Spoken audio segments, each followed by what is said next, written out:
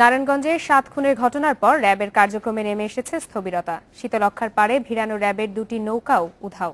সন্দেহ করা হয় ৭ জনকে বস্তায় ভরে ওই দুই নৌকায় করেই মাঝ নদীতে ফেলে দেয়া হয়। শীতলক্ষ্যা পাড়ের জেটিতে র্যাবের এই টহল ঘরটি গত কয়েক বছরে একদিনের জন্য বন্ধ হয়নি, কিন্তু ৭ খুনের পর পাল্টে গেছে দৃশ্যপট। টহল ঘর তালাবদ্ধ। এখানে সার্বক্ষণিকভাবে অবস্থান করা র্যাবের টহল নৌকা দুটিও হঠাৎ করেই উধাও।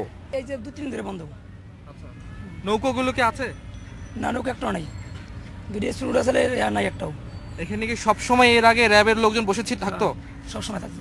এই ঘটনার পর কি না দেখা যাচ্ছে না? এই ঘটনার পর দেখা যাচ্ছে না। নৌকাগুলো দেখা যাচ্ছে না। না, এখানে কি কি কাজ করে ওরা? আপনারা কি এমনি পয়সা দেখাশোনা করে কিন্তু দেখছি, আর তার কিছু দেখিনি।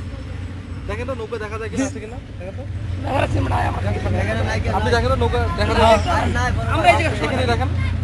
সন্দেহ করা হচ্ছে এখান থেকে সরিয়ে নেওয়া নৌকা দুটিতে করেই ৭ জনকে মাঝ শীতলক্ষ্যায় নিয়ে ফেলে দেওয়া হয়। শীতলক্ষ্যার আশপাশের এলাকায় কোথাও নৌকা দুটির দেখা মিলছে না। ৭ জন অপহরণ, তারপর লাশ উদ্ধার। এ ঘটনায় র্যাবের সংশ্লিষ্টতা নিয়ে অভিযোগ উঠবার পর নারায়ণগঞ্জে র্যাবের কাজে স্থবিরতা নেমে এসেছে।